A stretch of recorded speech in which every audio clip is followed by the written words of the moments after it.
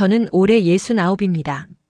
이 나이쯤 되면 누구나 자식 품에 기대어 여생을 편히 보내리라 생각했지만 제 삶은 정반대로 흘러가고 있습니다.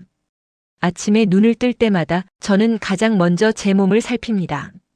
손가락 관절은 밤사이 더 굳어 있고 허리는 곧 부러질 듯이 뻐근하며 무릎은 한 번에 펴지지도 굽혀지지도 않습니다. 그런데도 저는 일어나야 합니다. 왜냐고요? 난방비가 무서워서입니다. 겨울엔 전기장판이라도 켜야 하니까. 그 돈을 벌어야 합니다. 집이라 부르는 곳은 오래된 석쇠 창문이 달린 단칸 월세방입니다. 바람만 좀 불어도 창문 틈새로 얼음장 같은 바람이 밀고 들어옵니다. 베란다도 없고 햇빛도 거의 들지 않아 겨울엔 천장 벽지까지 서늘하게 젖어 있습니다. 제가 이 방에 살게 된 건 남편이 떠난 뒤 생활비를 감당할 수 없어서였습니다. 그나마 모아둔 노후 자금도 예전에 아들 결혼 도와주느라 대부분 써버렸습니다. 그때는 정말 몰랐습니다. 그 돈이 내 남은 인생을 지탱해줄 마지막 버팀목이었다는 걸. 아들 결혼식 전날 전세보증금 부족하다며 아들이 울먹이던 모습이 아직도 생생합니다. 며느리도 곤란한 얼굴이었고 저는 결국 보험을 깨고 적금을 털어서 보태주었습니다. 그땐 마음이 참 뿌듯했습니다. 그래, 부모란 이런 거지. 내가 도울 수 있으니 다행이다. 그때만 해도 저는 이 선택을 후회하지 않을 줄 알았습니다. 하지만 세상은 제가 생각한 것보다 훨씬 차갑다는 걸, 겨울보다 더 싸늘하다는 걸 뒤늦게 깨닫고 있습니다. 난방비 걱정에 전기장판만 켜놓고 버티는 날, 발이 저릿하고 손끝이 빨갛게 얼어가는 날, 저는 문득 아들이 보고 싶어집니다. 그래서 조심스레 연락을 해보죠. 혹시 이번 주말에 얼굴 좀 볼 수 있을까? 하지만 돌아오는 대답은 늘 비슷합니다. 아, 엄마. 이번 주는 애들 때문에 바빠요. 다음에 보자. 아, 요즘 일이 너무 많아서. 처음엔 진짜 바쁜 줄 알았습니다. 하지만 몇 달이 지나고 계절이 바뀌어도 그들의 바쁨은 단 하루도 끝나지 않았습니다. 겨울이 되면 저는 찬물에 손을 담근 듯 자식들의 말투가 더 차갑게 느껴집니다. 안부 전화는커녕 오히려 엄마, 요즘 또 병원 가지? 치료비 많이 쓰지 말아요. 이 말이 전부였으니까요. 저는 그 말이 아직도 뼈에 사무칩니다. 많이 쓰지 말라.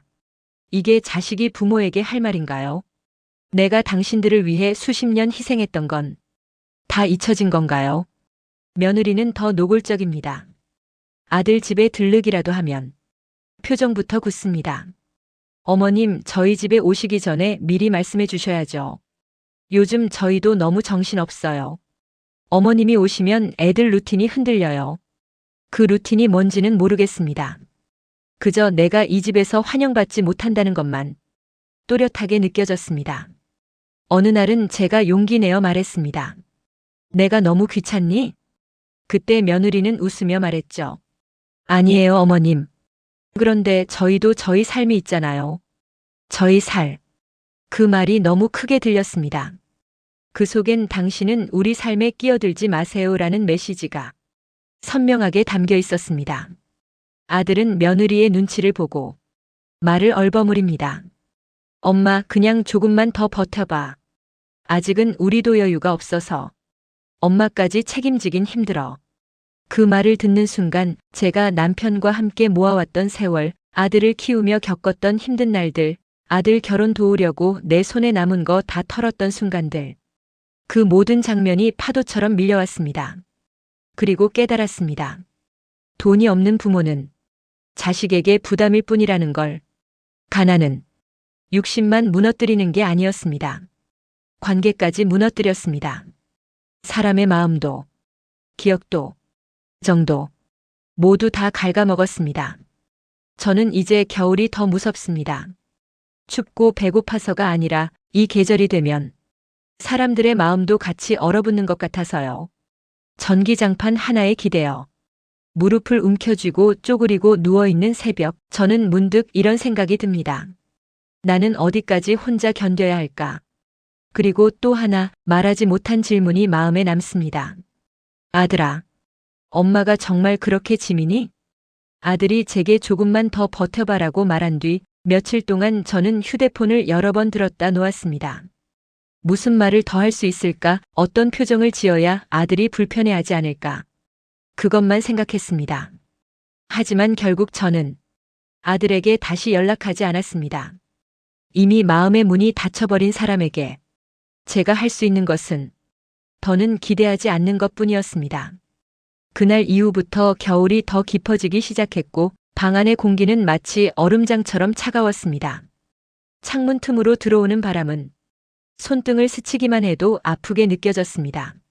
난방을 켜고 싶어도 전기요금이 무서워 전기장판 하나로 버텼고 그마저도 오래 켜놓지 못했습니다. 밤에 다리를 쭉 펴고 자고 싶어도 전기장판을 끄면 금방 차가워져 잠을 깊게 자지 못하는 날이 많았습니다. 몸을 웅크리고 자는 자세가 이제는 제게 익숙해졌습니다. 마치 세상으로부터 스스로를 보호하는 사람처럼요. 그렇게 어느 날은 아들 집 근처를 일부러 지나다가 멈춰 섰습니다. 불이 환하게 켜진 집 안에서 아이들이 뛰어다니는 그림자가 보였습니다. 저는 비로소 깨달았습니다. 저들이 살아가는 세상에 나는 더 이상 발을 들릴 수 없는 사람이구나. 그 자리를 떠나려는데 갑자기 찬바람이 세게 불어와 제 어깨를 훅 감싸고 지나갔습니다. 그 순간 제 마음속 어딘가가 꺾였습니다. 그래, 이제는 정말 혼자구나. 며칠 뒤 갑자기 무릎 통증이 심해졌습니다. 전기장판을 끄고 잠들었던 그날 추위가 뼛속까지 스며든 탓인지 다리에 힘이 쉽게 풀렸고 한 번은 화장실 가다가 넘어질 뻔했습니다. 아무도 없는 방 안에서 제가 넘어지기라도 하면 누가 발견해 줄까? 며칠 동안 시신으로 발견되는 뉴스 속 노인들처럼 저도 그렇게 되지 말란 법은 없었습니다. 그래서 용기를 조금 더 내어 보건소 상담을 받았습니다. 그곳에서 만난 사회복지사가 제 이야기를 듣고는 한참 동안 가만히 있더군요. 어르신 가족과 함께 사는 건 어렵겠어요? 저는 웃었습니다. 웃는 척한 것일 수도 있습니다. 네. 그게 쉽지 않네요. 제가 더 설명하지 않아도 그 여성은 모든 걸 이해한 듯 고개를 천천히 끄덕였습니다. 그녀가 설명해준 지원제도는 솔직히 말하면 제 상황을 완전히 해결해주기엔 턱없이 부족했습니다. 그럼에도 한 사람이라도 제 이야기를 진심으로 들어준다는 게 얼마나 큰 위로인지 그날 비로소 느꼈습니다. 하지만 집에 돌아오는 길 겨울바람이 또 세게 불어오자 현실이 다시 밀려왔습니다. 추운 방, 고지서, 고독, 자식들에게 미안함과 서운함이 뒤섞인 감정. 어디에도 기대지 못하는 노년의 무게가 등 전체를 눌렀습니다. 집 문을 열었을 때 차가운 공기가 먼저 출했습니다. 방 안은 어두웠고 바닥은 얼음장처럼 차갑고 숨을 내쉴 때마다 허공에 희미한 입김이 맺혔습니다. 참, 사람이 이렇게까지 비참해질 수도 있구나. 그 생각이 저절로 나왔습니다. 전기장판을 켜고 앉아 무릎을 감싼 채 한참을 가만히 있었습니다.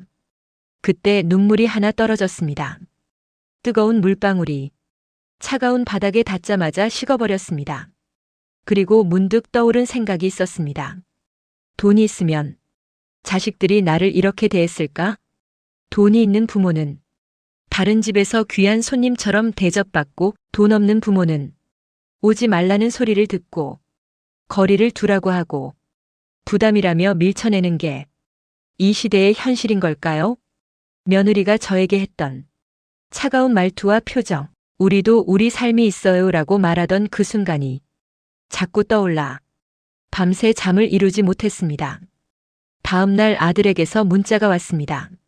엄마, 요즘 괜찮아요? 혹시 또 병원 가셨어요?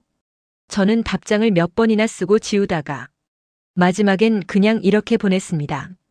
응. 잘 지내고 있으니 걱정 말아라. 하지만 그 문자를 보내고 저는 혼자 중얼거렸습니다.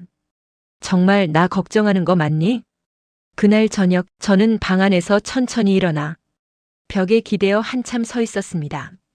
주름진 손바닥으로 내 몸을 한번 짚고 벽지를 쓰다듬었습니다. 이 벽지, 벗겨질 대로 벗겨진 이 방이. 이제 나의 마지막 안식처이겠구나. 그리고 저는 또다시 저 자신에게 질문했습니다. 내가 뭘 그렇게 잘못했을까? 왜 이 나이에 이렇게 혼자가 되었을까? 하지만 돌아오는 대답은 언제나 같았습니다. 돈이 없어서. 그 세 글자가 제 가슴을 깊게 찔렀습니다. 돈이 없으면 자식도 떠나고 며느리도 차갑고 친척도 연락을 끊고 이웃도 가까이 오지 않습니다. 가난은 사람을 점점 투명하게 만들었습니다. 보이지 않는 존재처럼 말해도 들리지 않고 도와달라고 해도 닿지 않는 그런 투명한 인간으로요. 그날 밤 전기장판 위에서 몸을 웅크리고 누워 저는 마음속으로 아주 작은 소망을 하나 빌었습니다. 내일은 조금만 덜 춥게 해주세요. 내일은 누구라도 내 얘기를 들어주는 사람이 있었으면. 그리고 아들아, 언젠가 너도 알게 될까?